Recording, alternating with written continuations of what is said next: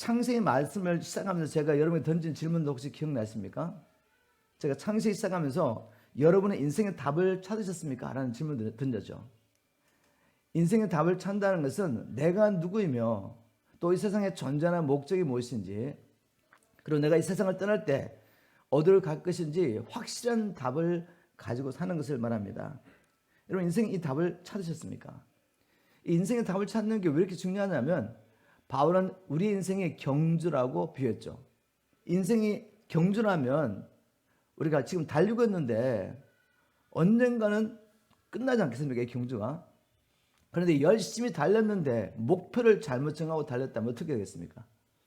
성경 말씀대로 하면 영원한 파멸로 떨어지는 것입니다. 우리가 인생의 경주를 달려서 마지막에 우리 주님을 만나야 합니다. 그래서 하나님 나라로 들어가야죠. 그리고 예수 그리스도 안에서 우리에게 약속하신 하나님 나라를 영원한 기업으로 받게 되는 이런 하나님의 은혜를 경험하려면 인생의 답을 찾으시고 달려야 합니다. 그리스도 안에서 내가 누구인지, 내가 왜 이 땅에 존재하는지, 이제 육체를 벗고 나면 우리가 어디로 가게 될 것인지 확실한 답을 가지고 사시길 주님을 축복합니다. 인생의 답을 찾아야 되지만 더 중요한 것은 답을 찾고 인생의 그 답을 따라 사는 것이 너무나도 중요합니다. 오늘 우리 아브라함의 삶을 통해서 아브라함을 불러주시고 사명을 주신 이 사건을 통해서 우리를 향하신 하나님의 음성을 듣기를 주님을 축복합니다. 그리고 다시 한번 하나님께서 왜 우리를 그리스도 예수 안에서 불러주시고 구원하셨는지, 그 사명이 무엇인지, 이 사명을 이루기 위해서 하나님께서 이미 우리에게 베푸신 은혜가 무엇인지 함께 살펴봤으면 좋겠습니다. 먼저 살펴볼 것은 하나님의 부르심에 합당한 삶을 살기 위해서는 아브라함의 삶을 통해서 보면 우상 숭배자에서 떠난 일이 가장 중요합니다. 우리를 부르신 하나님의 부르심을 따라 살아내기 위해서 우상 숭배자를 떠나야 한다. 창세기 12장 1절 말씀이죠. 하나님 이렇게 말씀하셨습니다. 여호와께서 아브라함에게 이르시되 너는 너의 고향과 친척과 아비의 집을 떠나라고 말씀하십니다. 먼저 떠나라고 말씀하십니다. 아브라함이 하나님 부르심을 받기 전에 어떤 자리에 있었습니까? 여호수아 24장 2절을 보니까 이렇게 기록되어 있습니다. 여호수아가 모든 백성에게 이르되 이스라엘의 하나님 여호와께서 같이 말씀하시기를 옛적에 너희의 조상들 곧 아브라함의 아버지 나홀의 아버지 데라가 강 저쪽에서 거하며 다른 신을 섬겼으니, 하나님을 부르시기 전에 아브라함은 그의 조상과 함께 우상 숭배의 자리에 있었습니다. 그러니 하나님을 섬기기 위해서는 먼저 이 자리를 떠나는 것이 너무나도 중요하죠. 아브라함 부르겠습니까? 이 땅에 태어난 모든 사람들은 태어날 때 하나님을 섬기는 자리에 있지 않습니다. 어떤 자리에 있습니까? 내가 주인 되어 살면서 이 세상과 마귀를 섬기는 자리에 있었습니다. 에베소 2장 2절 말씀이죠. 현대 성경에 이렇게 기록했습니다. 전에는 여러분이 세상의 악한 길을 따르고 하늘 아래의 영역을 지배하고 있는 마귀에게 순종하며 살았습니다. 이 마귀는 현재 불순종하는 사람들 가운데서 활동하는 영입니다.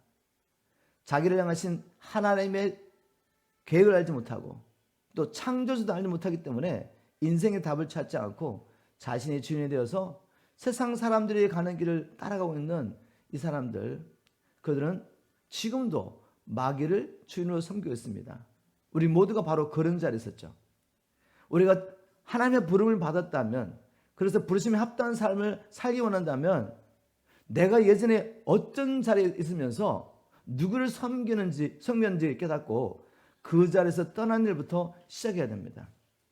여러분, 그 자리에서 떠나셨습니까? 오늘 교회에 있는 많은 사람들은 예수님 당시에 유대인들처럼 지금 자신이 어디에 있는지 누구를 섬기고 있는지도 알지 못하고 살고 있는 것 같습니다. 예수님 당시 유대인들은 확신하고 있었던 게 있었죠. 그것은 우리의 아버지는 여호와 하나님이시다. 아브라함과 이삭과 야곱의 하나님. 그리고 그들이 누구보다도 열심히 하나님을 섬겼다고 확신했죠. 그런데 사실은 뭐였습니까? 진리는, 우리 예수님은 그 유대인들에게 뭐라고 말했습니까? 너의 아비는 마귀라고 말씀하셨죠. 유대인들은 자신이 지금 하나님을 섬겼다고 생각하고 있었지만 그러나 사실은 마귀를 섬겼었던 거죠. 여러분, 역사는 반복되고 있습니다. 오늘 교회 수많은 사람들이 하나님을 섬겼다고 착각하고 있는 것이죠. 그러나 사실은 무엇입니까? 사실은 이 세상 임금 마귀를 여전히 섬기고 있는 것입니다. 우리가 이걸 구별해야 되지 않겠습니까? 평생 하나님을 섬긴다고 살았는데 열심히 쫓았는데 따라갔는데 결국 끝에 가보니까 하나님이 아니었습니다. 이게 얼마나 기가 막힌 일입니까? 그래서 우리는 분명히 분별할 수 있습니다. 내가 지금 어디에서 누구를 섬겼는지 분별할 수 있죠. 분별하는 방법은 쉽습니다. 복잡하지 않습니다. 우리 예수님 말씀하셨죠. 그 열매를 보면 알 것이다. 지금 우리가 무엇을 위해 사느냐를 보면 알 수가 있죠. 우리는 정말 부르심을 받은 자답게 이제는 내가 주인된 삶을 내려놓고 하나님과 복음에서 살고 있습니까? 복음을 전가하며 주님이 오실 수 있도록 주님의 길을 예배하며 살고 있느냐, 그죠? 이것은 전임 사역자만을 위한 부르심이 아니십니다. 예수 안에는 우리 모두를 향한 부르심이죠. 내가 어떤 직장에서 이 세상에 어떤 일을 하고 있든지 바로 그 자리에서 하나님께서 우리를 불러주시며 우리는 그곳에서 복음을 전가하며 주님이 오실 길을 예배하는 것입니다. 우리는 어떤 무엇이든지 하나님의 나라를 구하며 살고 있느냐, 아니면 여전히 내가 주인 되어서 세상 사람들처럼 육신을 위해서 땅의 끝을 구하며 살고 있는지 여러분 자신을 시험할 수 있습니다. 우리가 하나님의 부르심을 따라 살기 위해서는 먼저 내가 주인 된 이 삶을 떠나야 됩니다. 내가 하나님보다 더 사랑하는 것, 내가 버리고 떠날 것이 뭐가 있겠습니까? 그것은 무엇이든지 하나님보다 더 사랑하는 것이죠. 나의 발목을 잡고 있는 것들, 하나님과 동행하지 못하게 막고 있는 것들, 나를 하여금 불순종하게 하는 것들, 이런 것을 떠나야 됩니다. 그런 것들 가운데는 우리가 부르심을 받기 전에 함께했던 세상 친구들도 있습니다. 그 세상 친구들이 계속 내게 세상적인 영향을 미치는데 불구하고 이걸 떠나지 못하고 발목에 붙잡혀 있는 사람들, 이거 떠나야 합니다. 그리고 다른 사람에게 죄를 짓게 하는 직장을 가지고 있을 수 있겠죠. 예전에 주님 만나지 못했을 때, 우리 가운데 그런 분은 안 계시겠지만 다른 사람은 죄를 짓게 하면서 내가 돈을 벌고 있다면 그것은 떠나야 합니다. 그것을 떠나지 않고는 하나님의 부르심을 따라 살 수가 없기 때문에, 또 무엇이든지 내 마음을 빼앗는 취미생활 자체가 잘못된 건 아니지만 거기에 빠져가지고 하나님을 섬기지도 못하고 있다면 떠나야죠. 또 사람들로부터는 영광과 칭찬을 받게 하는 모든 일입니다. 그 가운데는 사람들 보기에는 아주 선한 일처럼 보이는 일이죠. 또 굉장히 종교적인 일처럼 보이는 일이지만 그 중심에 내가 이 일을 하는 목적이 사람에게 칭찬과 영광을 받기를 원하는, 인정받기 원하는 사는 일이라면 그것은 여러분이 하나님의 부르심을 따라 살아가는 일에 걸림돌이 되는 일입니다. 주님 말씀하십니다. 그것이 무엇인지 그것을 떠나라. 너희들은 알고 있다. 내가 주인 되는 모든 일을 떠나라고 말씀하십니다. 한번 여러분 자신에게 물어보십시오. 나는 하나님의 부르심에 합당한 삶을 살기 위해서 내가 주인 되어 행했던 모든 우상 숭배에서 떠났느냐. 자, 그런데 우리가 떠나야 된다는 것을 아는 것만으로는 떠날 수가 없죠. 뭐가 필요합니까? 떠날 수밖에 없게 만드는 동기가 필요하죠. 내가 이 세상을 사랑하고 죄를 사랑하고 지금 나를 붙잡고 있는 것을 사랑하고 있는 동안에는 떠날 수가 없습니다. 우리는 이것보다 더 좋은 것을 발견해야 되죠. 그것이 무엇이겠습니까? 하나님이죠, 하나님. 하나님과 그분께서 예수 그리스도 안에서 나를 위해 약속하신 영광스러운 하나님의 나라를 발견하지 못한 자들, 떠날 수가 없습니다. 그 나라는 장차 임할 뿐만 아니라 지금도 우리가 경험할 수 있는 나라죠. 지금도 그 하나님 나라를 맛보아 아는 사람들, 성령 안에서 의와 평강과 희락을 맛본 사람들은 떠날 수 있습니다. 우리가 자녀를 키우면 알죠. 저도 우리 사랑하는 딸들과 함께 살았는데 영원히 함께 살 수는 없지 않습니까? 사랑하는 부모들과 평생을 살았는데 어느 날 떠나더라고요. 왜요? 평생 함께 사랑하고 함께 하고 싶은 남자를 신랑을 발견한 거죠. 그러더니 떠나더라고요. 똑같은 거 아니겠습니까? 우리가 왜 세상을 버리지 못합니까? 왜 음부인 이 세상 임금을 떠나지 못하냐 이거죠. 우리를 사랑하셔서 생명까지 주시며 우리와 함께 영원한 하나님 나라를 누리기 위해서 우리를 불러주신 그 신랑 되신 주님을 진정으로 우리가 만난다면 떠날 수 있습니다. 아브라함이 본토 아비집을 떠날 수 있었던 것은 창세기 12장 1절에 여호와께서 아브라함에게 이르시되, 즉 살아계신 하나님이 아브라함을 찾아와 주셨고 그분 자신을 계시하셨기 때문입니다. 그저 하나님에 대해서 그냥 지적으로 안 것이 아니라 누구의 이야기를 듣고 그런 분이 계시다는 것을 안 정도가 아니라 그 하나님이 찾아오신 것입니다. 이런 인격적인 만남이 우리에게 있어야지 우리가 우상을 버리고 하나님을 쫓아갈 수 있습니다. 그런데 마귀는 끊임없이 우리의 발목을 잡으려고 하기 때문에 이런 하나님과의 친밀한 교제 가운데서 하나님의 사랑과 선하심과 우리를 향하신 하나님의 놀라운 계획들을 날마다 우리가 발견하고 그 지식에 더 깊이 들어가야지 모든 것을 버리고 주님을 쫓아갈 수 있습니다. 또 한번 적용해 보겠습니다. 나는 주님과의 인격적인 만남을 통해서 그분과 그분의 약속에 대한 마음의 확신이 있습니다. 확신. 그저 지식으로 아는 것이 아니라. 그래서 내가 예전에 사랑하고 섬겼던 것을 떠났습니까? 그래서 지금도 떠나고 계십니까? 제가 말씀드렸죠. 작정하고 떠났지만 자꾸만 마귀는 다시 와서 우리의 발목을 붙잡으려고 한다고요. 날마다 우리는 다시 한번 우리의 생명을 살아계신 그 하나님의 선한 도구로 드리면서 나아가야 합니다. 이것이 우리를 불러주신 부르심에 합당한 삶을 살기 위한 첫 번째 단계라고 저는 생각합니다.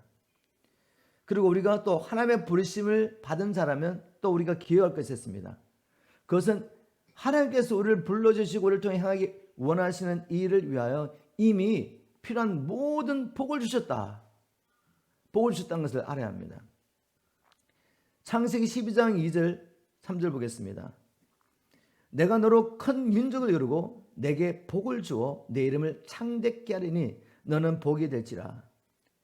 너를 축복한 자에게는 내가 복을 내리고 너를 저주하는 자에게는 내가 저주하리니 땅의 모든 족속이 너로 말미암아 복을 얻을 것이라 하신지라. 이 말씀을 통해 하나님께서 아브라함에게 뭔가 사명을 주시고 뭔가 하라고 하시기 전에 먼저 뭘 하시죠? 아브라함이 그 일을 할 수 있도록 복을 약속하십니다. 우리가 이 아브라함에게 약속하신 복이 무엇인지 말씀을 통해 살펴보기 전에 이런 질문을 던져봅니다. 아브라함의 복을 주신 게 나하고 무슨 상관이 있을까? 여러분, 아브라함에게 주신 복이 곧 우리에게 약속하신 복인 것을 오늘 말씀을 통해 알 수가 있습니다. 성경 말씀은 바로 우리를 위해서 주신 말씀이죠. 각 시대에 하나님의 백성들에게 하나님을 계시하고 그분의 계획을 알려주시며 복음을 통해 우리를 불러주시고 하나님이 우리와 동행하기를 원하십니다. 바로 그 일을 위해서 우리에게 말씀을 주셨어요. 갈라디아서 3장 9절 이렇게 기록하고 있습니다. 아브라함의 복을 우리의 복으로 추정할 수 있는 성경적인 근거. 현대 성경 보니까 이렇게 기록했습니다. 그러므로 믿음으로 사는 사람은 믿음을 가진 아브라함과 함께 복을 받습니다. 아멘입니까? 믿음으로 사는 사람은 믿음을 가진 아브라함과 함께 복을 받습니다. 이걸 주님의 말씀으로 약속으로 붙잡으세요. 그리고 갈라디아서 3장 29절에 이렇게 기록합니다. 여러분이 만일 그리스도에게 속한 사람이라면 우리 다 주께 속한 자이죠. 그렇다면 여러분은 아브라함의 후손이며 하나님의 약속하신 것을 받을 상속자들입니다. 하나님의 약속하신 것을 받을 상속자가 바로 우리입니다. 그렇기 때문에 우리가 창세기 12장에 주님께서 아브라함에게 말씀하신 약속하신 이 모든 복은 그리스도 예수 안에 우리는 믿음으로 취해야 합니다. 아멘. 잘 들어보시죠. 어떤 복을 주셨습니까? 첫 번째, 하나님은 아브라함에게 내가 너로 큰 민족을 이루게 하겠다라고 복을 주셨습니다. 이 약속은 실제도 어떻게 이루어졌죠? 아브라함은 한 사람이었는데 하나님께서 이 약속을 하실 때 아브라함은 혼자였습니다. 자식이 없었어요.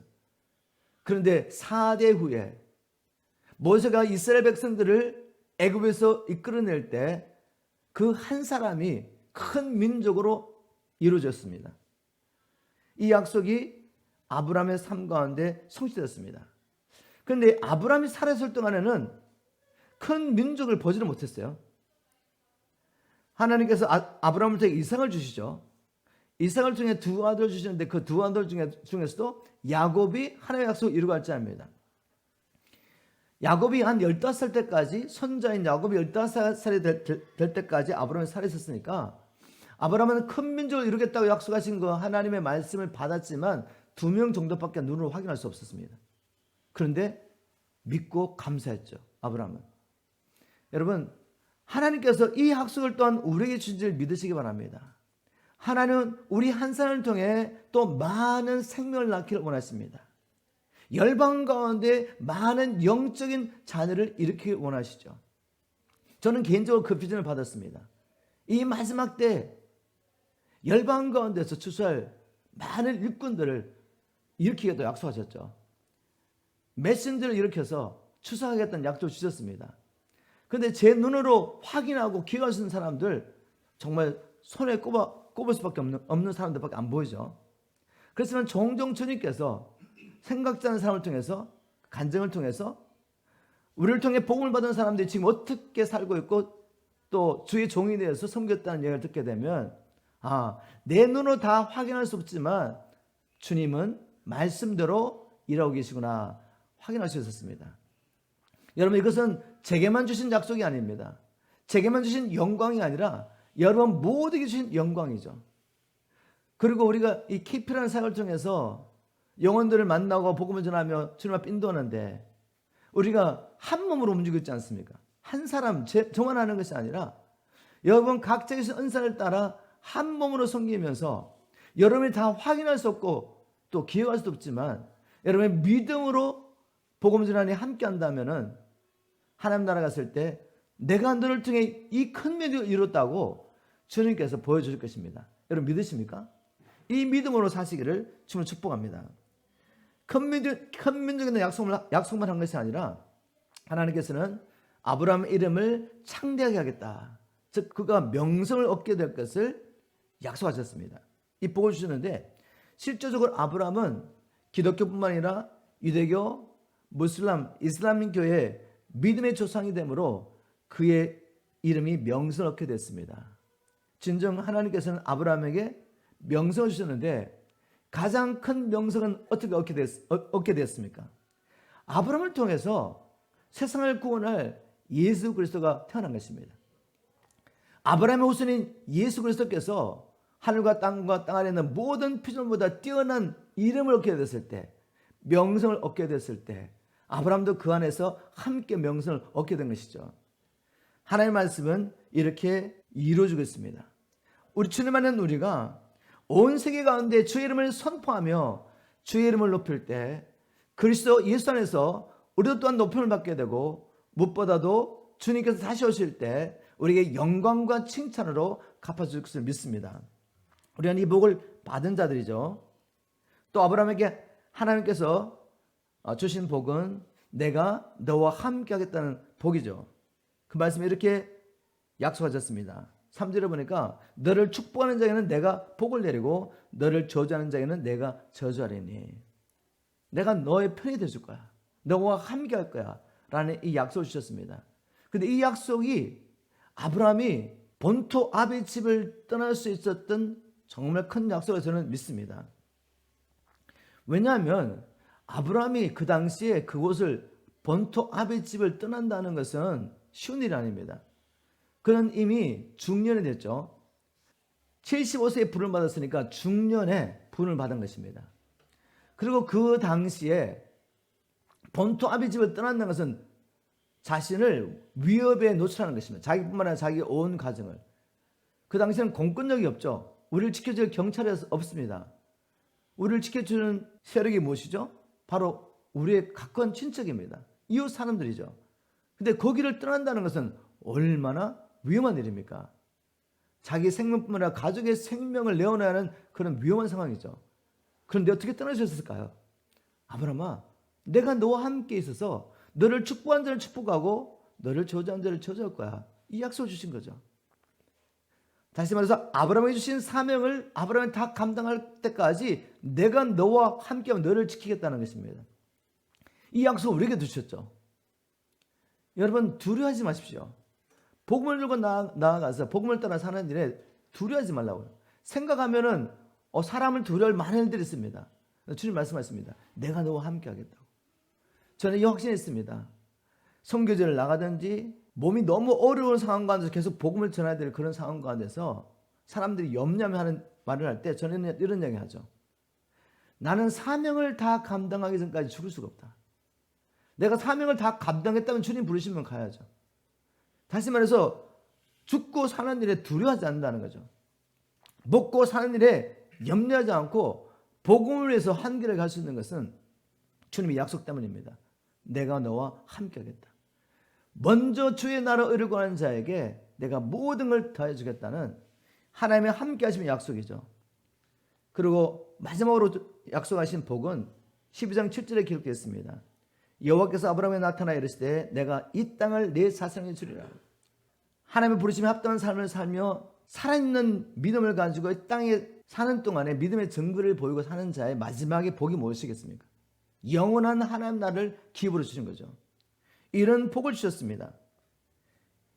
그런데 하나님께서 이런 복을 주신 진짜 목적이 뭔가 하면 그냥 세상적으로 명성을 얻게 하기 위해서가 아닙니다. 세상적으로 부유하게 하기 위한 것이 아니었죠. 바로 사명 때문에 사명. 어떤 사명이죠? 2절 3절을 보겠습니다. 내가 너로 큰 민족을 이루고 내게 복을 주고 내 이름을 창대케 하는 이유가 뭐죠? 너를 복이 되게 하려고. 네가 복의 통로가 되게 하려고 이런 축복들을 하나님께서 아브라함에 주신 것입니다. 3절에도 보면 너를 축복하는 자에게 내가 복을 내리고 너를 저주하는 자에게 내가 저주하리니 왜요? 땅의 모든 족속이 너로 말미암아 복을 얻을 것이라. 나는 너를 통해 땅의 모든 열방을 축복하고 싶은데 바로 이를 위해서 내가 먼저 너에게 복을 주는 거야. 이렇게 말씀하신 것입니다. 하나님의 부름을 받은 자는 이미 하나님의 복을 받은 자이며 그리고 또한 복과 함께 뭘 받았죠? 사명을 받았습니다. 사명.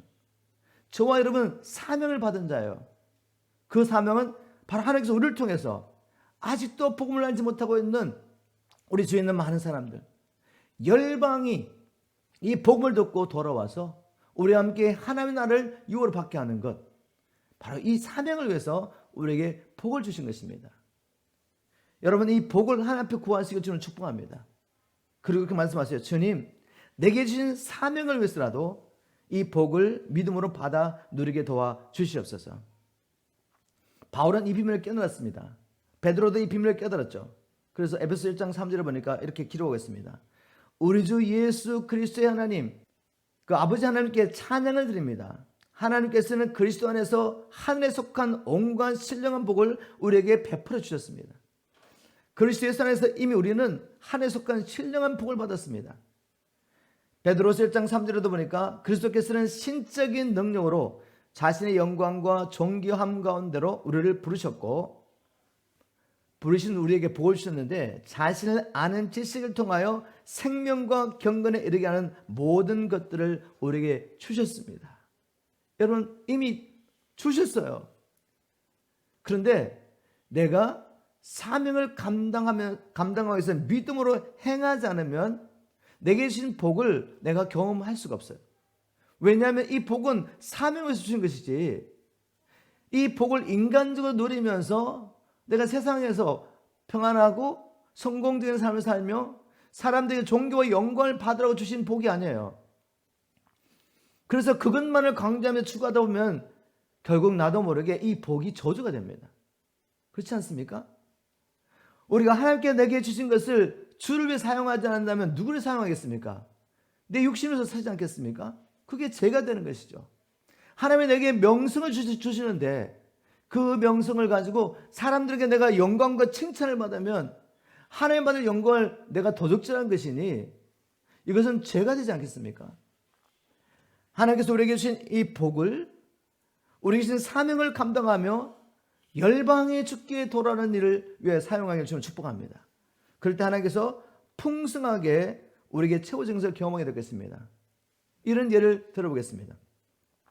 하나님이 노아를 불러주셨습니다. 부르신 목적은 뭐죠? 사명 때문에. 노아야 방주를 지어라. 내가 이 방주를 통해 너와 너의 가정을 구원할 것이다. 그리고 내가 데려오는 모든 정결한 짐승들을 구원하기 원한다. 바로 이 사명 때문에 하나님께서 노아에게 은혜를 베푸시고 노아를 불러주신 것이죠. 그런데 이 방주를 짓는 일이 불가능이라고 말씀드렸죠. 사람의 지혜로는 능력은 불가능한 일이었습니다. 그런데 하나님이 말씀하시고 불러주시면 뭐가 따라오죠? 복이 따라옵니다. 모든 것이 따라오는 거죠. 노아는 어떻게 해야 될지 모르겠지만 어떻게 이 프로젝트를 하나님의 말씀에 순종하며 이룰지는 몰랐지만 순종하며 산 것입니다. 그랬더니 뭐가 임했죠? 이미 하나님이 예비하신 지혜와 능력이 임하죠. 그리고 그 방주를 짓는 데 필요한 모든 자원들이 공급되죠. 그래서 결국 하나님의 말씀대로 순종했더니 방주가 지어졌고 그 방주를 통해 자기의 가족뿐만 아니라 많은 짐승들을 구원할 수 있었습니다. 여러분, 제가 무슨 말씀을 나누기 원하시는지 아시죠? 우리는 하나님의 부름을 받았고 부름을 받은 자는 이미 복을 받은 자이고 복을 주신 것은 사명을 감당하기 위한 것이다. 그런데 그 복을 진정으로 내가 누리려면 사명을 감당해보지 못하면 그 복이 내게 주어진지를 알 수가 없다는 것입니다. 한번 이렇게 물어보십시오. 나는 아브라함의 복을 받은 자인 것을 믿습니까? 저 믿습니다. 여러분 자신에게 물어보세요. 나는 하나님께서 내게 이 큰 복을 주신 것은 지금 내가 있는 바로 그 자리부터 시작해서 열방을 제자 삼기 위해 주셨다는 것을 믿음으로 살고 있습니까? 믿음을 살고 있으면 뭘 누리죠? 그리스도 예수 안에서 내게 주신 하늘의 신령한 복을 경험하고 있습니까? 저는 부족하지만 이걸 경험하고 있습니다. 하나님이 풍성한 은혜를 주신 것을 저는 경험하죠. 특별히 복음을 들고 영혼을 섬길 때마다 하나님이 다 준비하셨구나. 준비할 때는 불가능한 것처럼 보이죠. 정말 사람들이 모일까? 장소는 어떻게 마련하지? 필요한 재정은 어떻게 우리가 공급받지? 또 팀사역들 어떻게 모으지? 그런데 믿음으로 선포를 하고 움직이기 시작하면 사람들이 모이고 장소가 마련되고 재정들이 들어오고 무엇보다도 하나님이 우리와 함께 하셔서 그리스도의 몸인 우리를 통해서 영혼들을 구원하시는 것을 우리가 경험하고 있습니다. 여러분, 믿음으로 사시기를 주면 축복합니다. 또 나누고 싶은 건 이것입니다. 연결되는 말씀이지만 창세기 12장 4절 한번 보겠습니다. 이에 아브라함이 여호와의 말씀을 따라갔고 롯도 그와 함께 갔으며 아브라함이 하늘을 떠날 때 75세였더라. 아브라함이 갈 바를 알지 못했지만 하나님의 말씀에 순종함을 통해서 그는 약속하신 그 하나님을 믿었다는 확실한 증거를 보여줬습니다. 하나님께서 어떤 일을 우리에게 맡기실 때 다 보여주시고 하지 않습니다. 이렇게 하면 다 될 거야. 이렇게 하면 사람들이 모이고 어떻게 하면 이렇게 하면 될 거야. 우리가 계획과 생각한 대로 모든 게 다 맞아져 가지고 우리가 어떤 일을 행하려고 한다면 그건 믿음이 아니죠. 그건 팩트죠, 팩트. 다 보이는 거 하는 거니까. 이 모든 일을 우리를 통해 행하심으로 하나님은 우리에게 하나님을 계시하시고 또 우리를 통해 계시되는 그 하나님을 통해서 많은 사람들을 주님께로 인도하는 것이 목적이기 때문에 아브라함처럼 우리는 갈 바를 알지 못하지만 순종해야 합니다. 순종. 이 순종을 통해 뭐를 보여줘야 되죠? 진정 우리가 하나님을 믿은 증거를 보여줘야 됩니다. 여러분, 맞습니다. 우리가 믿음으로 구원을 받습니다. 그런데 마지막 날 우리의 믿음이 죽은 믿음인 것이 드러날 때 어떻게 되겠습니까? 아무리 절망하고 절규해도 그때는 소용없어요. 우리가 살아있을 때 내가 예수를 주님으로 구주로 믿는 믿음의 확실한 증거 보여줘야 됩니다. 그것은 아브라함처럼 하나님의 약속하신 것이 어떻게 이룰지 보이지 않아도 믿음으로 행하는 것입니다.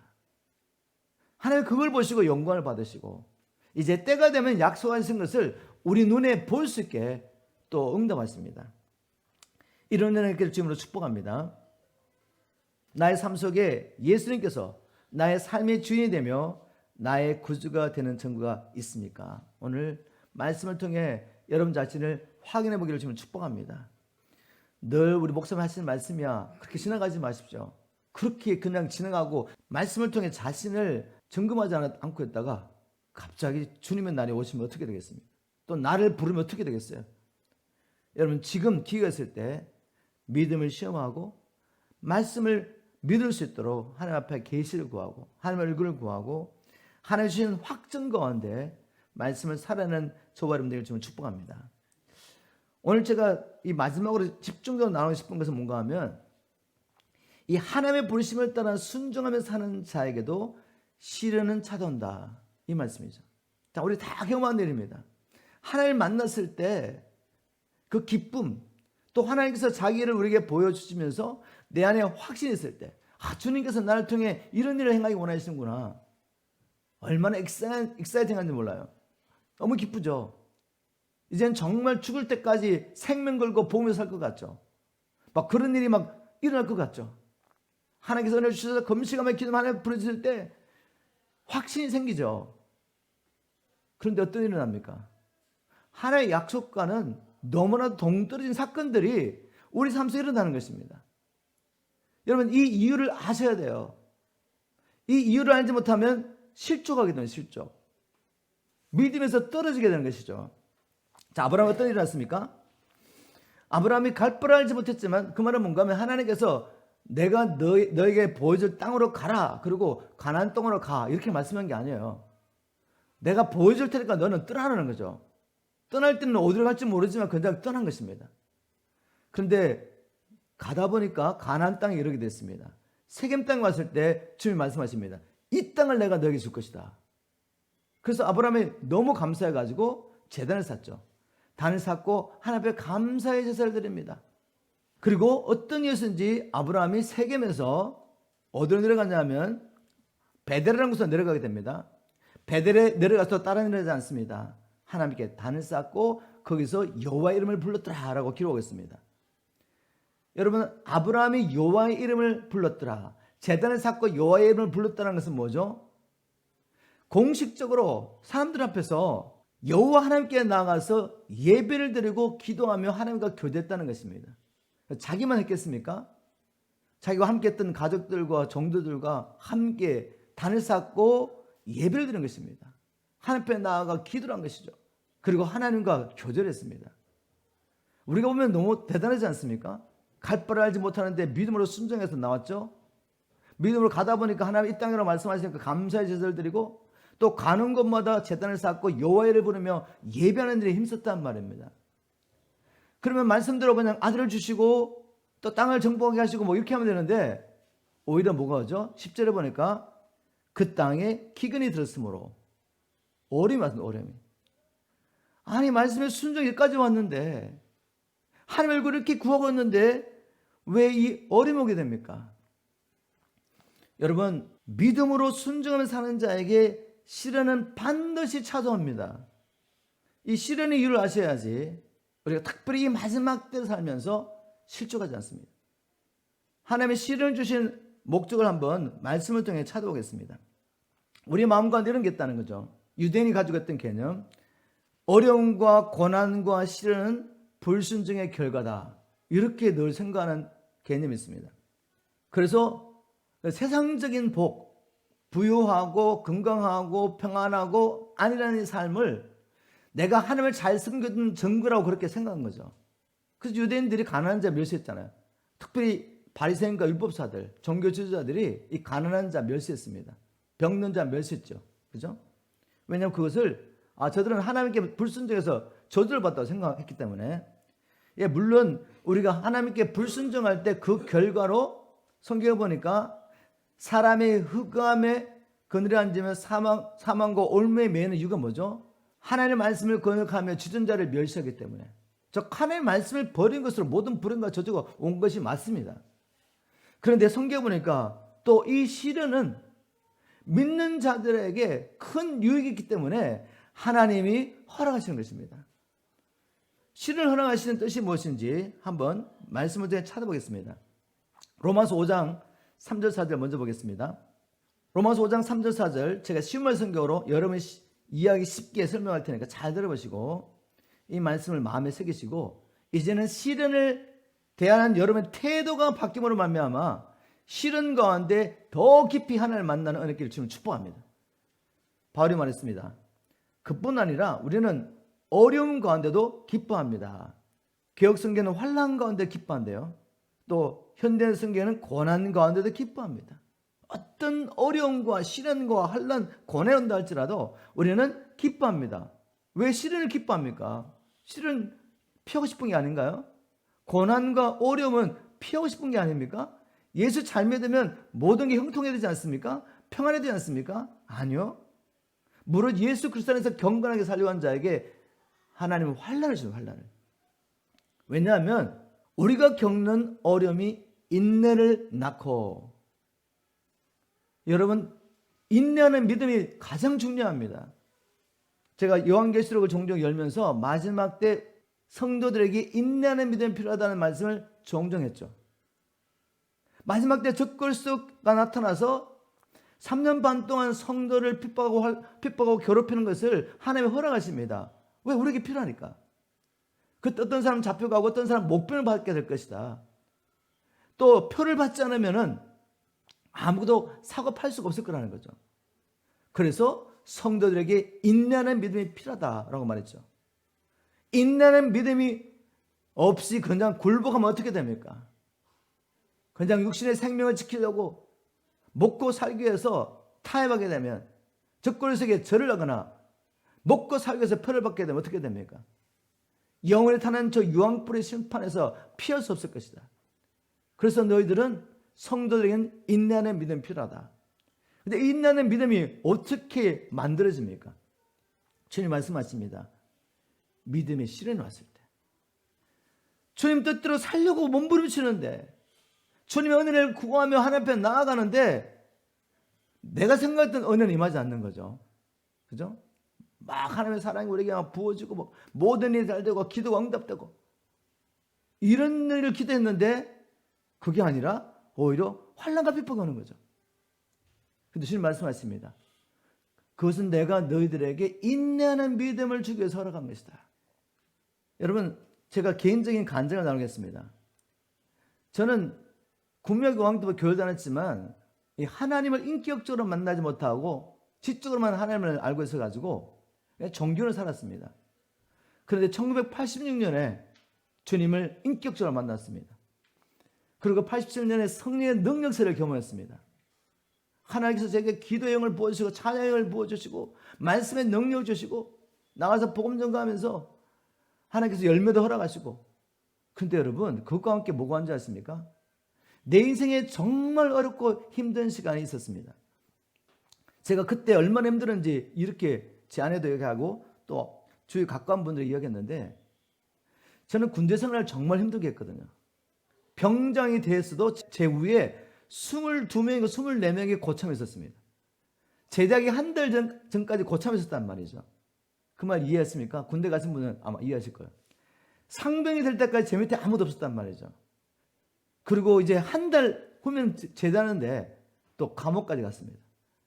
근데 군대 생활이 얼마나 힘들었는지 아마 상상하실 거예요. 근데 제가 예수를 믿고 말씀에 순종하며 생명 들어서 복음에서 살면서 그것보다 더욱더 힘든 시련을 경험하게 됐죠. 육신의 질병도 있었고 잠 못 자는 것도 있었고 결혼 문제도 있었고 하여튼 간에 온갖 정신적인, 영적인, 육적인 고난과 어려움이 제게 닥쳐왔습니다. 그런데 지금 돌아보니까 얼마나 감사한지 몰라요. 그때 제가 하나님을 제일 깊이 만났습니다. 하나님을 만나지 않으면 하루도 살 수가 없기 때문에 얼마나 간절히 주님을 찾는지 몰라요.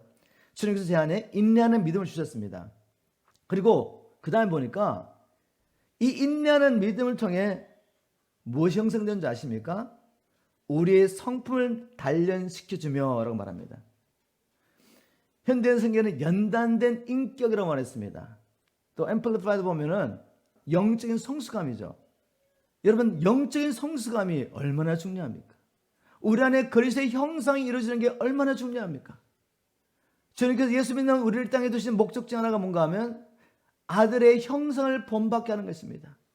우리가 경험하는 모든 일을 합력하여 선을 이루시는데 그 목적은 아들의 형상을 이루어주는 거죠. 우리에게 영적인 성숙함을 주시는 겁니다. 연단된 인격을 주시는 거죠. 왜 이런 성숙함이 필요합니까? 약속을 경험하게 하시려고. 성숙하지 않으면 열매를 맺을 수가 없어요. 하나님께서 우리에게 주신 이 약속을 누리게 하려고, 우리를 통해 열방을 축복하기 원하시는 하나님의 뜻이 이루어지기 위해서는 반드시 이런 과정을 지나가야 되는데, 우리는 성경 공부하면 그 일이 이루어질 것 같죠. 어떤 집회 가서 은혜를 받으면, 은사를 받으면 그 일이 이루어질 것 같죠. 처음에 이루어지는 것 같은데 하나님은 우리를 시련 가운데서 연단하십니다. 그것이 우리에게 유익하기 때문에, 은사만 나타나고 역사만 나타나면 결국 실족해가지고 우리가 하나님 앞에 쫓겨날 수도 있습니다. 하나님 우리를 사랑하시죠. 우리를 통해 역사를 이루시고 우리를 버리기를 원치 않으십니다. 우리가 하나님 나라에 들어와서 그 하나님 나라의 영광을 누리며 영생을 누리길 원하시기 때문에 하나님은 이런 시련을 통해서 우리 안에 자기의 형상을 이루시고 영적인 성숙함을 이루기 원하시는 거죠. 이러한 성품, 영적인 성숙함 가운데서 우리가 어떤 걸 경험하게 되냐면, 그러한 성품은 마침내 소망을 이룬 줄을 우리가 알기 때문입니다. 여러분, 이 소망이라는 게 뭐죠? 이 세상에서 말하는 소망과 성경에서 말하는 소망은 의미가 좀 다릅니다. 우리가 뭔가를 소망한다. 그 말은 뭐죠? 내가 원하는 것이 이루어지기를 바란다는 말입니다. 그죠? 바라는 것은 될 수도 있고 안 될 수도 있는 거죠. 나 그거 소원해, 소망해. 그렇지만 내가 경험하지 못할 수도 있습니다. 그게 세상적인 소망이에요. 근데 성경적인 의미의 소망은 뭔지 아십니까? 확신도 확신. 우리가 예수 그리스도의 오심을 소망한다. 이 말은 뭐죠? 오시기를 바란다는 말이 아니에요. 오실 수도 있고 안 올 수도 있다. 우리는 그분이 오시기를 바란다, 이런 의미가 아니죠. 우리가 예수 그리스도의 오심을 소망한다는 말은 확신한다 이 말이에요. 확신. 맞습니까 여러분? 하나님 살아계심을, 그리고 그분이 주신 약속들을 우리가 소망한다 이 말은 확신한다 이 말이에요. 확신. 이 확신은 예수 믿는 모든 자에게 주신 게 아니라, 성경 말씀을 통해 보니까 이 믿음의 큰 확신은 영적인 성숙함 가운데서 오게 되는 것이죠.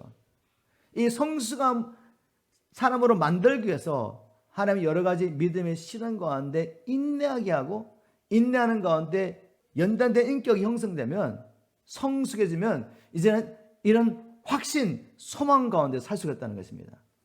근데 바로 여기서 끝나지 않아요.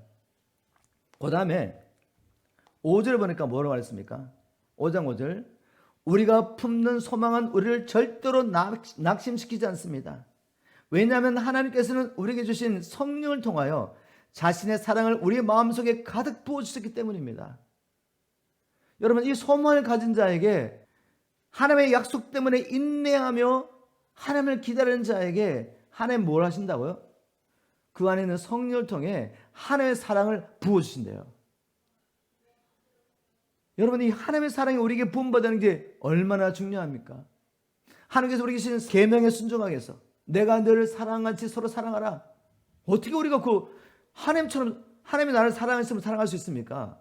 하나님 먼저 자기의 사랑을 우리에게 부어주지 않는다면, 그 하나님의 사랑이 바로 시련 가운데서도 하나님의 약속을 붙잡고 인내하는 자에게 부어진다는 것입니다. 이 사랑을 받지 않고 어찌 우리가 복음의 빚진 자처럼 살 수가 있겠습니까? 아직도 복음을 알지 못하는 저 영혼들에게 나의 생명까지도 아끼지 않고 가서 복음을 전할 수 있겠습니까? 하나님의 사랑이 부어지지 않는다면, 바울은 이 사랑에 붙잡혀 살았던 사람이죠. 그리스도의 사랑에 붙잡혀 살았던 사람인데, 이 사랑이 어떻게 자기에게 임하는지 알았다는 거죠. 바로 믿음의 시련 가운데 오는 것입니다. 그러니 시련 가운데 기뻐하는 게 당연하지 않겠습니까? 자, 여러분, 우리가 다시 한번 말씀을 깊이 보면 바울 같은 사도들만 이것을 경험한 게 아니에요. 바울이 이렇게 시작하지 않습니까? 우리는 우리는 어려운 가운데, 고난 가운데서도 기뻐합니다. 여기 우리가 누구겠습니까? 사도 바울과 함께 이 서신서를 받는 로마에 있는 모든 성도들입니다. 다시 말해서 초대교회 성도들에게는 이 진리가 이미 계시된 것입니다. 그래서 시련 가운데서도 기뻐했던 것입니다. 제가 한번 다른 성경 말씀을 통해서 한번 확인해 드리겠습니다. 베드로 사도 야고보 사도도 동일한 이야기를 하고 있습니다. 베드로가 환난과 핍박과 있는 교회에게 편지를 쓰면서 이렇게 말했습니다. 베드로전서 1장 6절 7절. 그러므로 여러분이 여러 가지 시련으로 잠시 근심할 수밖에 없으나, 이게 사실입니다. 시련하면 처음에 어렵습니다. 힘듭니다. 이거 부인할 수 없죠. 그런데 믿음의 사람은 여기서 끝나지 않습니다. 이 시련의 목적이 뭔지를 알기 때문에 하나님 앞에 간절히 기도하는 것이죠. 그래서 결국 어떻게 되죠? 근심할 수밖에 없으나 그래도 여러분은 크게 기뻐하고 있습니다. 결과적으로는 그 시련 가운데서 기뻐하고 있다는 거죠. 왜냐하면 시련을 겪은 순수한 믿음은 시련을 통과해서 인내하는 믿음을 가지게 되면, 이 말이죠. 다른 말로 하면 시련을 겪은 순수한 믿음은 불로 연단해도 없어질 금보다 귀하여 연단된 믿음, 시련을 통과한 이 믿음은 황금보다 더 귀하다는 거죠. 당연하죠. 예수 그리스도께서 다시 오실 때 칭찬과 영광과 정기를 안겨다 주기 때문에, 더 중요한 것은 9절에 보면 그것은 여러분의 영혼이 믿음으로 구원을 받기 때문입니다. 연단된 이 믿음을 통해서, 시련을 통해 연단된 믿음을 가질 때 증명된 이 믿음을 통해서 우리는 구원을 받게 되기 때문에 하나님은 믿는 자에게 시련을 보내십니다. 마귀는 끊임없이 우리의 마음을 세상을 향하도록 유혹하지만 시련을 통해 다시 정신을 차리고 하나님 앞에 돌아가는 거죠. 그리고 내가 누구인지, 나의 사명이 뭔지 다시 한번 기억하는 것입니다. 이런 시간이 없으면 어떻게 되겠습니까? 주님 믿었더니 뭐가 잘 되네? 세상적으로 막 흘러가요. 근데 그게 그냥 계속 그렇게 가면 그건 저주입니다, 저주. 하나님은 그렇게 두지 않죠. 사랑하는 자에게는 반드시 징계하십니다. 여러분, 시련의 목적 아시겠습니까? 야고보도 이렇게 말합니다. 동일한 진리를 이야기하죠. 야고보서 1장 2절부터 4절. 형제 여러분, 여러 가지 시험을 당하더라도 그것을 기쁨으로 여기십시오. 믿음의 시련은 인내를 만들어내는 것을 아십시오. 그러면 끝까지 참고 견디어 부족함이 없는 완전하고 성숙한 사람이 되십시오. 동일한 말을 하겠죠. 시련을 통해서 인내를 배우게 되고, 믿음 안에서 인내하며 참는 과정 가운데서 완전하고 성숙한 사람이 되라고 말하지 않습니까? 자, 이제 우리 다시 한번 신앙의 목표를 점검할 필요가 있습니다. 나는 왜 예수를 믿고 있습니까? 나는 왜 간절히 주의 얼굴을 구하고 있습니까? 나는 왜 능력체를 받기를 원합니까? 나는 왜 말씀으로 훈련받기를 원합니까? 여러분, 세상적으로 평안하고 성공된 삶을 살기 위해서, 사람들로부터는 칭찬과 영광을 받기 위해서, 그렇다면 마지막 때는 실족하게 됩니다. 시련이 왔을 때는 실족하게 돼요. 그러나 내가 이 신앙생활을 하는 목적이 하나님, 주님처럼 닮고 싶습니다. 내 안에 무너진 하나님의 형상을 회복해 주십시오. 그리스도의 성품을 내 안에 이루어 주십시오. 그렇다면 시련을 보는 태도가 달라지는 것이죠. 여러분, 힘듭니다. 어려워요, 시련은. 근데 어려움을 끝나지 않습니다. 상처받는 걸 끝나지 않아요. 하나님 앞에 나아갔을 때 하나님 말씀하지 않습니까? 주님, 제 안에 하나님의 사랑이 없는 것을 깨닫게 됩니다. 하나님의 사랑을 제게 부으십시오. 시련을 통해 또 인내하는 가운데, 인내한 믿음 가운데 우리가 성숙한 인격을 가지고 하나님 주신 약속들이 이룰 것을 확신하게 됩니다. 그래서 하나님께서 우리를 통해 열방을 축복하시는 하나님의 뜻들이 우리에게 이루어지는 거죠. 한번 적용하고 마치겠습니다. 나의 신앙의 목표는 무엇입니까? 나의 신앙의 목표는 세상에서 평안하고 형통한 삶을 살다가 천국 가는 것입니까? 우리 이제 이 수준은 떠나야 되지 않겠습니까? 아니면 이 세상에 사는 동안 하나님의 사랑을 더 깊이 경험하고 성숙한 사람이 되어 사명을 다 감당하고 주님 앞에 서는 것입니까? 믿음 때문에 당하는 시련에 대한 나의 태도는 어떠합니까? 이 말씀을 마음에 새기고 하나님께서 우리를 불러주신 그 부르심에 합당한 삶을 살게 되기를 주님을 축복합니다. 이미 하나님께서 우리에게 복을 주셨습니다. 복과 함께 사명을 주셨는데 이 사명을 감당할 수 있도록 허락하신 이 모든 시련들을 주님이 주신 은혜로 인내하시고 이기심으로 말미암아 준비된 자로서 이 마지막 때에 열방을 주님 앞에 회복하는 이 일, 지금 있는 것에서부터 열방까지 사명을 감당하며 주의 식기를 예배하는 저와 여러분 되기를 주님으로 축복합니다.